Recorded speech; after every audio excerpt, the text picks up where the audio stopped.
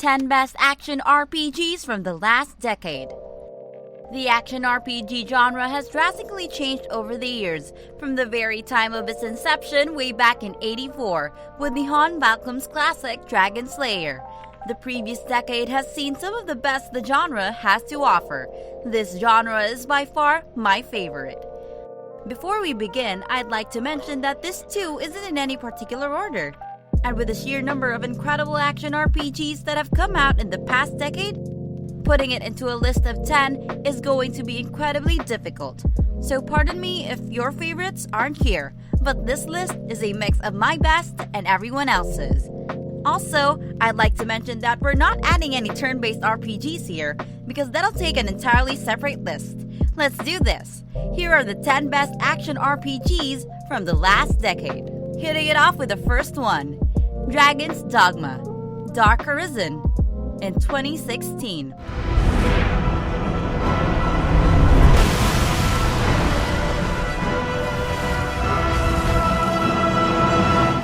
Dragon's Dogma is an incredibly overlooked game in general. The game is truly a hidden gem for all RPG enthusiasts out there. Dark Arisen is all an excellent expansion to the game as well, and the game really needs a lot of recognition compared to what it's received over the years. It's an excellent combination of exciting, action-centric combat and extraordinarily deep RPG mechanics. The perfect blend for a perfect action RPG. The many different classes available offer an incredible level of variations when it comes to how you actually want to play the game, with a few melee classes feeling like you're in a dedicated action game, ranged classes making you feel like you're almost in a third-person shooter, and the infamous, "Oh my god, don't touch me, don't touch me, okay, now you're dead," magic-based classes feeling like every other mage build you'll ever want, and more. Aligning all of this together to be built off the massive open-world RPG foundation of games like The Elder Scrolls and The Witcher. There still really isn't anything quite like the Dragon's Dogma, Dark Arisen.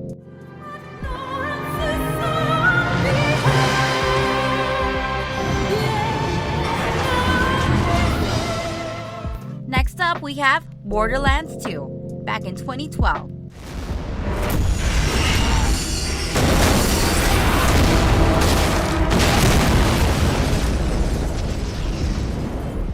Okay, so let's talk a little bit about Borderlands 2.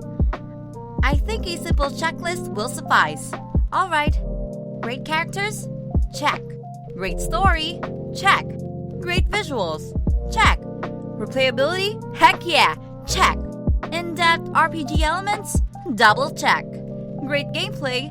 Check. One of the best games you'll ever play? Check, check, check, and check.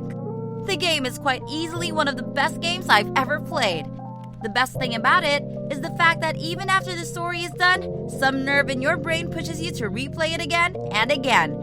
And as you do that, you keep leveling up until you reach the overpowered levels where the enemies are so incredibly difficult, it'll give Dark Souls a run for its money. In Borderlands 2, you choose to be whatever kind of hero you'd like in a world that's ridiculously absurd, yet incredibly humorous. I really don't know how the devs managed to mix a blend of those two. There are legit fart jokes, sure, but there are also skill trees that offer an innumerous level of character builds, whether you're more of a gunzerker, or a blow-stuff-up type, or a magical iridium-wielding siren. Pick your choice, and Borderlands 2 serves it up with a smile just like its characters. Travel through Pandora looting and shooting your way to glory, customizing your character. Ultimately, it doesn't matter what kind of lost hunter you build. All that matters is you kick Handsome Jack's butt, and trust me, he's the kind of guy you'll really want to kick.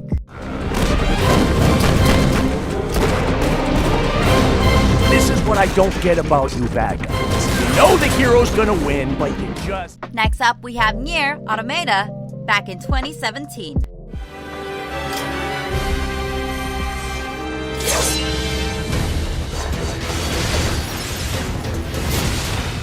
There's something about Japanese art style that really puts me in a good mood.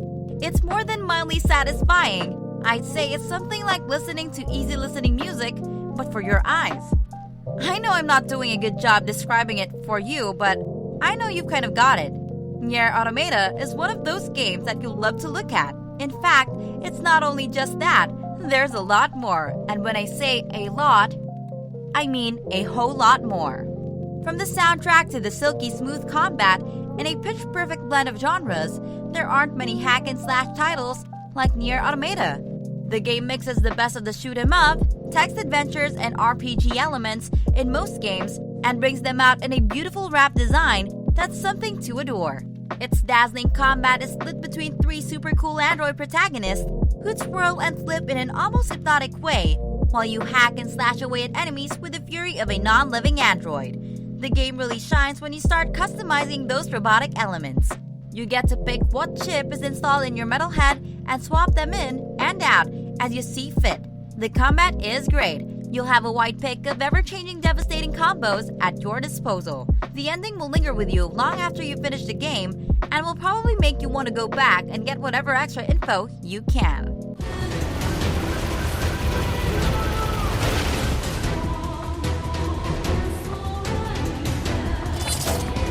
Next up, we have Dark Souls 2, back in 2014.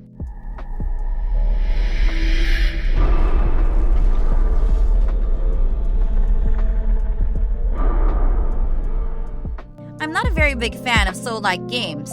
I mean, to be really honest, I kind of didn't like the first Dark Souls. Even though it is a genre-defining game, if you look at the facts, the Dark Souls series is genre-defining on its own. Currently, there are several titles that owe it to the Dark Souls series for how they've been produced. One huge example is Bloodborne. And yes, don't worry, Bloodborne is on this list. The game that stood out the most in the series, in my opinion, has to be the second game. Rest assured, if you like Dark and Demon Souls, you will like Dark Souls 2. I was skeptical at first how the fact that I wasn't very involved in the first game, but ultimately, I had an enjoyable time as I was aimlessly exploring the in-game world and dying over and over again to its bosses. Because you know, what's a Dark Souls game without dying? As you immerse yourself into mind-bending environments filled with new twisted monsters and deadly bosses, a vast array of threats will prey on human senses and phobias. Talking about other RPG elements, there are several intricate customization options for your weapons and armor tailoring to any player's style. Overall, there isn't much that stops this game from becoming another special entry into one of the best series of games of all time.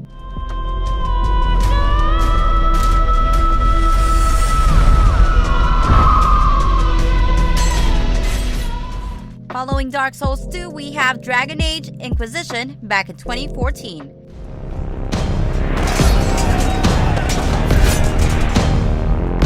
Something's coming. Now hear me out on this one. I know many of you will have a lot to say about this entry and how it's definitely not supposed to be on this list, or how Origins or even Dragon Age 2 should have been on here instead. But there's something about how incredible Inquisition is. I mean, yes, Origins and 2 were incredible as well, but I feel like Inquisition really pushed the boundaries in vast landscapes, RPG mechanics, and combat. For you purists of the genre, you probably did enjoy the tactical approach to combat that DA Origins and 2 had, but I really enjoyed the MMO feel to that was captured in Inquisition's combat, and yes, the side quests were probably the biggest drawback of the game. Inhumanely repetitive and, well, just plain old boring after a point of time. Nothing compared to how well made the side quests were in Origins, but all of that was overshadowed by how fantastic the rest of the elements were in the game. With a slew of incredible characters, voice acting, decisions to make, and well, just overall well-written script, the game is on a different level. And yes, did I mention how brilliantly the story is? In true BioWare fashion, the devs didn't leave much to think about in the end. With the Trespasser DLC, all was revealed there. And a quite heartbreaking twist was involved as well. No spoilers. You got to play it to know what I'm talking about. The customizations that can be performed on gear, skills, and traits are another testament to how far we've come as an RPG-loving community. For me, Dragon Age Inquisition is by far one of the best games I've ever played, but Origins and 2 aren't far behind. If you haven't played this series, it's high time you binge played all 3 of the games. And with Dragon Age 4 coming out sometime next year hopefully, you'll really need to catch up on the events on the game. I'd suggest you start right away.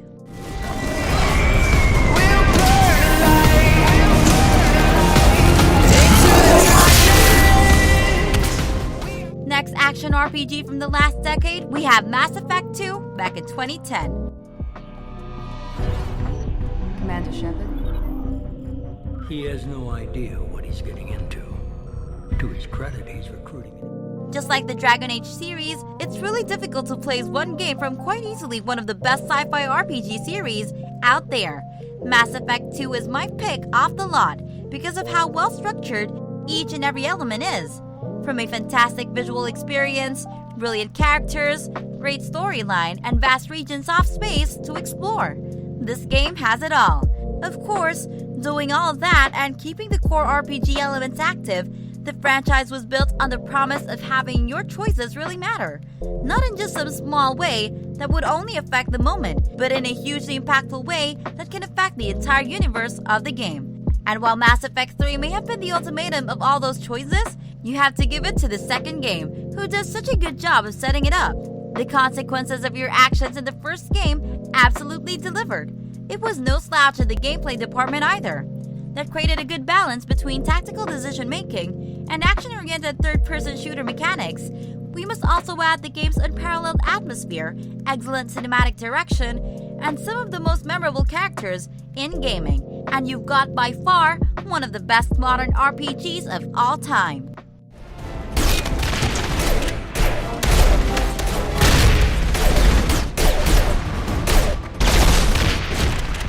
Following Mass Effect 2, we have Bloodborne back in 2015.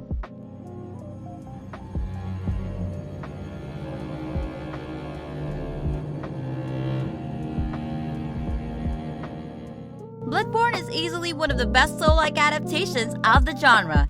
The game quite evidently is heavily influenced by the Soul series, and the devs have done an incredible job. A little bit about the story now. You start off in Yharnam, a gloomy, somber city straight out of a gothic novel whose people are suffering through a plague, not just of the illness type, but also the turning into dangerous beast type. Yharnam, despite being the last place you'd want to visit in real life, will entice you, begging you to return back to it longer after you're done with its worst.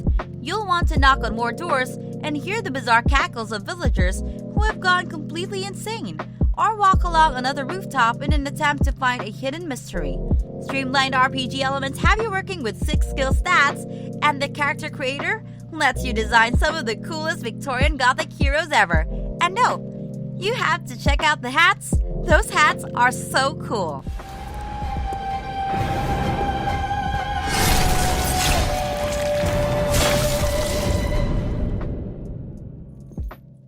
Next up, we have Fallout New Vegas back in 2010.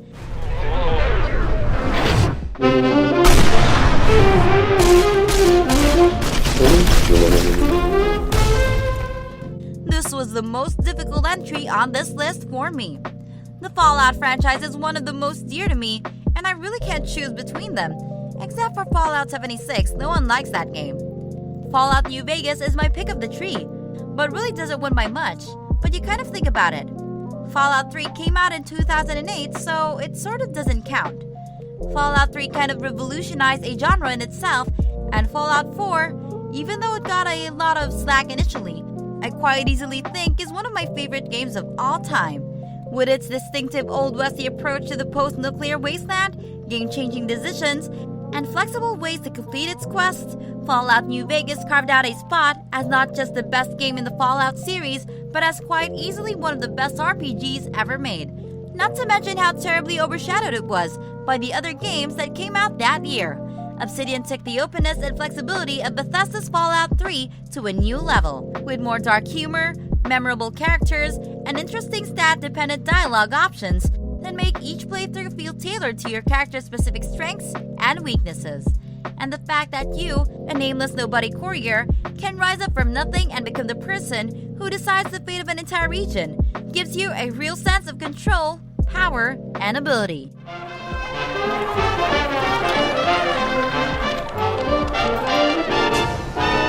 Oh, I got spoiled. Next up, we have The Witcher 3 Wild Hunt. Hatred often erupts into violence, and war between the mighty has driven people from their homes. But one plague runs rampant. Monsters. They haunt. The Witcher 3 is a game with deep lore and world building that you discover through action and exploration rather than through the direction that the game gives you. It's a game where your choices actually matter, one that will leave you thinking about its characters and their stories well after you've finished the game and moved on with your life. And sometime I have to tell you that moving on from this game is going to be difficult. You can get lost for hundreds of hours and still not see everything there is to see. And that's just in the base game.